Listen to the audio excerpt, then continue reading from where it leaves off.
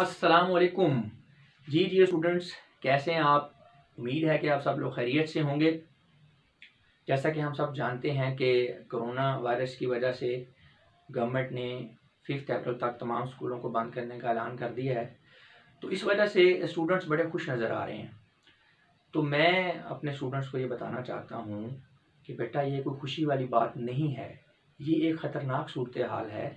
क्योंकि corona virus की वजह से एक तरफ तो हमारी ज़िंदगियों को ख़तरा है, इंसानी ज़िंदगी को ख़तरा है। दूसरा जो है, इसकी वजह से निज़ाम ज़िंदगी जो है वो मुअत्तल होता हुआ नज़र आ रहा है। और चूँकि ज़िंदगी चलते रहने का नाम है, तो अगर आपका ये सिस्टम रुक गया तो उससे क्या होगा, बड़े पैमाने पर जो है वो इंसानी ज़िंदगी को ख़तरा लाक हो जाएगा।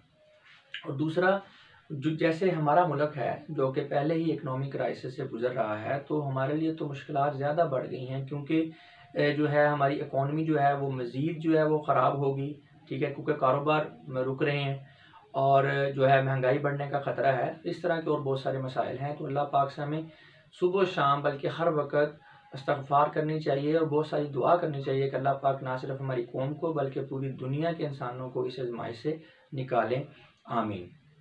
तो इसी हवाले से मैं स्टूडेंट से जो है कुछ और अहम बातें करना चाहता हूँ। बेटा, ये देखें, जो स्टूडेंट्स होते हैं ना, ये किसी कौम की रीढ़ की हड्डी होते हैं। ये फ्यूचर होते हैं किसी कौम का। आपने किसी कौम का अगर फ्यूचर को देखना है ना, तो आप उनके स्टूडेंट्स को देख लें। इसलिए कोई भी इस तरह की सिचुएशन आए तो सबसे ज़्यादा जो जिम्मेदारी है, मैं ये समझता हूँ कि वो स्टूडेंट्स के ऊपर आयद होती है।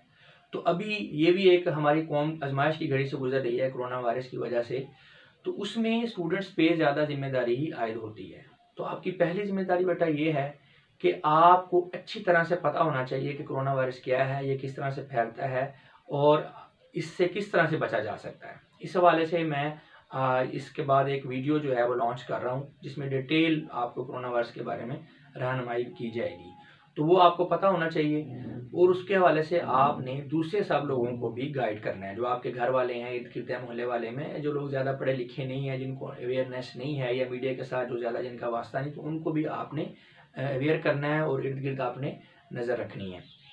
दूसरी बात, जैसा कि ये मैंने पहले भी अपनी वीडियोज़ में जिक्र करता रहता हूँ कि मॉडर्न वॉरफेयर का दौर है, तो इसमें जो इन्फॉर्मेशन होती है ना, इन्फॉर्मेशन ये एक हथियार के तौर पर इस्तेमाल होती है।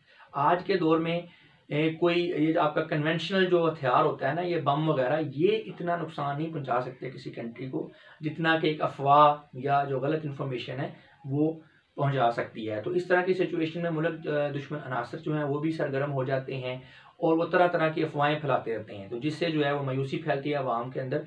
तो आपने इस हवाले से भी बड़ा आगाह रहना है कि आपने गलत अफवाहों पर ना यकीन करना है, ना दूसरों को करने देना है। तो आपने इस चैनल के साथ अटैच रहना है। इंशाल्लाह आपको मैं जो है इसके हवाले से जो है वो आपको हम बताते रहेंगे मज़ीद, ठीक है, वक्तन फ़वक्तन। तो ये आपकी बड़ी जिम्मेदारी है। दूसरा, वो वाले स्टूडेंट्स जिनके पेपर होने वाले हैं या जिनके पेपर अभी हो रहे थे, तो उनके लिए बड़ी अहम बात है, वो ये है कि बेटा, ये जो छुट्टियां आपको हो गई हैं ना, ये आप इनको एक गोल्डन अपॉर्चुनिटी समझें। आप इन छुट्टियों को कैश करवाने की कोशिश करें। देखें, जो अच्छी प्रेपरेशन होती है ना, उसकी कोई लिमिट नहीं होती। आप ये नहीं कह सकते कि जी मैंने बस बहुत पढ़ लिया, अब तो मेरी तैयारी बड़ी बेहतर है। हमेशा जो है वो इसमें गैप रहता है। तो आप जो अच्छे स्टूडेंट्स हैं वो मज़ीद जो है इसमें इसको अपना तैयारी को इम्प्रूव करें, ये इनको टाइम मिल गया। और जो बच्चे वीक हैं उनके लिए तो ये बहुत ज़्यादा एक मौका है ना कि वो अपनी वीकनेस को दूर करें। मतलब किसी भी वजह से वो पहले ठीक तरह से तैयारी नहीं कर सके, तो अभी ये 15-20 दिनों में वो मेहनत करके अपने आप को ऊपर लेकर आ सकते हैं, ठीक है ना। तो वो इस टाइम को काइंडली ज़ाया ना करें। देखें, पहले साल में इंसान रिलैक्स हो जाता है और बात काम शाम चलते रहते हैं, लेकिन ये इंसानी फितरत है कि एग्ज़ाम के दिनों में आके जो है वो गैर संजीदा तालिब इल्म भी किसी हद तक संजीदा हो जाता है। माइंड जो है वो कॉन्शियस हो जाता है पढ़ने के हवाले से, और एक टेम्पो, एक रिदम बन जाता है स्टडी का। तो बच्चे पढ़ रहे थे, पेपर भी हो रहे थे, तो स्टडी का एक जो है रिदम बना हुआ था। तो जैसे ही छुट्टियां हुई तो कुछ बच्चे जो रिलैक्स हो गए, चले जी अब तो छुट्टियां होंगी। ऐसे नहीं करना।